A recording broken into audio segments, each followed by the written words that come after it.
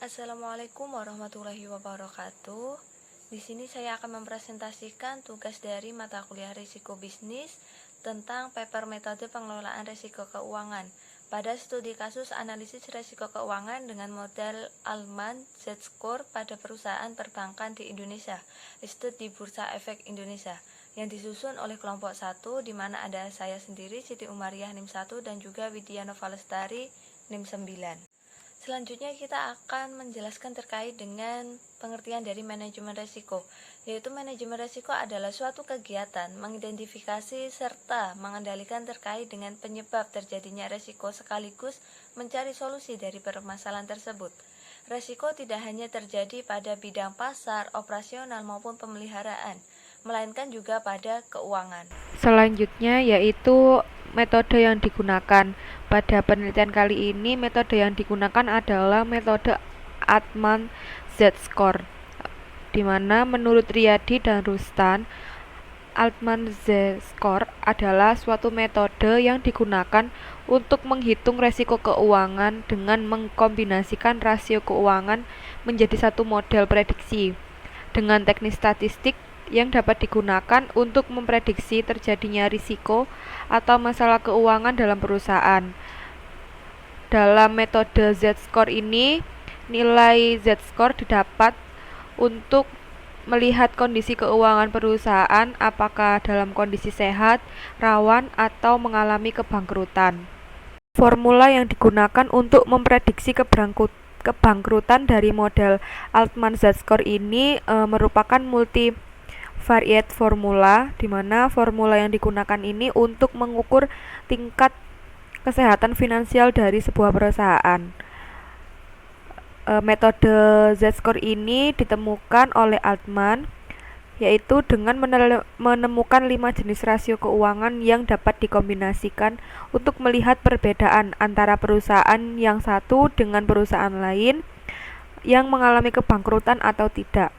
Formula persamaan tersebut yaitu dengan rumus Z sama dengan 1,2 X1 plus 3,3 X2 plus 1,4 X3 plus 0,6 X4 plus 0,999 X5 dengan keterangan Z adalah Bankruptcy Index, X1 adalah Working Capital atau Total Asset, X2 yaitu Earning Before Interest and Taxes atau Total Asset,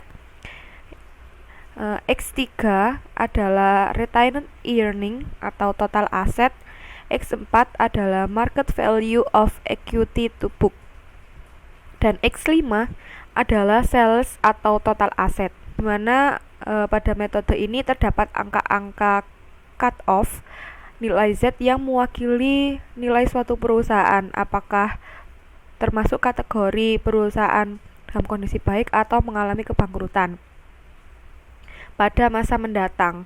Dan Altman ini membaginya ke dalam 3 kategori, yaitu pertama, apabila nilai Z lebih kecil dari 1,8, maka perusahaan tersebut masuk ke dalam kategori bangkrut. Jika nilai 1,8 lebih kecil dari Z dan Z-nya lebih kecil dari 2,99, perusahaan ini masuk ke dalam kategori gray area, di mana perusahaan tidak dapat ditentukan apakah dikatakan sehat ataupun masuk ke dalam kategori kebangkrutan.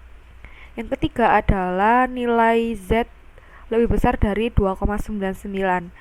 Pada nilai Z ini, perusahaan itu termasuk perusahaan yang tidak bangkrut atau sehat. Selanjutnya adalah tahapan dalam pengelolaan Altman Z-Score, di mana untuk metodenya yaitu multivariate discriminant analysis ataupun data dari rasio keuangan yang digunakan sebagai indikasi dalam penilaian kebangkrutan ataupun tidak pada suatu perusahaan. Untuk rasionya di sini ada 5. Yang pertama adalah working capital to total asset, di mana itu merupakan rasio yang membandingkan antara aset likuid bersih dengan total aset. Untuk rumusnya yaitu modal kerja dibagikan dengan total aktiva. Selanjutnya ada ROA, yaitu rasio yang digunakan untuk menghitung berapa banyak laba bersih yang dihasilkan setelah pajak. Untuk rumusnya itu laba bersih setelah pajak dibagikan dengan total aset. Dan yang ketiga ada laba ditahan, itu rumusnya adalah laba ditahan dibagikan dengan total aktiva. Yang keempat ada equity to debt, untuk rumusnya yaitu market value of common stock ditambah dengan preferred stock.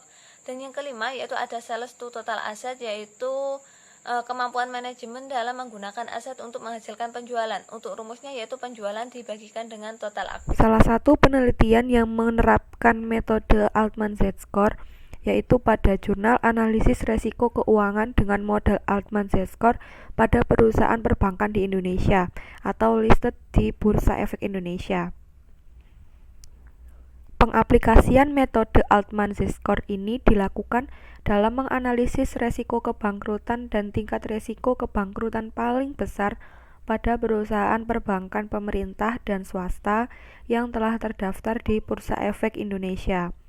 Pada penelitian tersebut diperoleh nilai Z-score pada masing-masing perusahaan di tahun 2006 hingga 2016 dan diperoleh besar nilai Z dari perhitungan Z sama dengan 1,2x1 plus 3,3x2 plus 1,4x3 plus 0,6x4 plus 0,999x5. Perhitungan tersebut diperoleh dari rumus dalam mencari nilai Z. Sehingga hasil perhitungan tersebut dapat dilihat bahwa pada tahun 2006 hingga 2016 terlihat sebanyak 10 perusahaan perbankan berada dalam kondisi ancaman kebangkrutan yang ditandai dengan nilai Z-score itu di bawah 1,81. Sedangkan jika dilihat dari hasil rata-rata setiap perusahaan,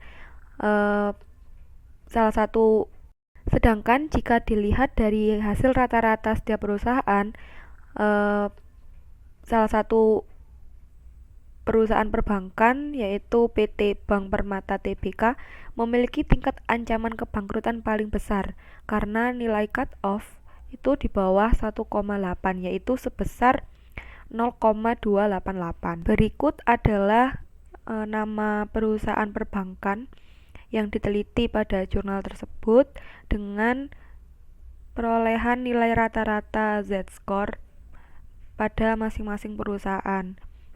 Sehingga dapat diketahui nilai PT Bank Permata Tbk, resiko kebangkrutan pada PT Bank Permata Tbk ini disebabkan karena apabila dilihat dari laporan tahunan dan laporan keuangan Bank Permata itu menunjukkan adanya retained earnings yang tidak stabil, bahkan mengalami minus. Begitu juga dengan beban operasional perusahaan yang semakin membengkak dan melambung pada tahun 2016. Selain itu, di tahun 2016 juga ada pengurangan jumlah karyawan sebanyak 393 orang atau turun menjadi 4,98%. Selain itu, pertumbuhan aset pada perusahaan ini rata-rata hanya sebesar 17,09% dan jumlah aset dan laba ditahan ini menunjukkan adanya tren negatif, di mana nilai working capital Bank Permata menunjukkan tren fluktuatif yang berarti bahwa perusahaan ini belum mampu menggunakan kapitalisasinya dengan baik. Jadi cukup sekian pemaparan dari kelompok kami. Apabila ada salah kata maupun perbuatan, kami meminta maaf yang sebesar-besarnya. Wassalamualaikum warahmatullahi wabarakatuh.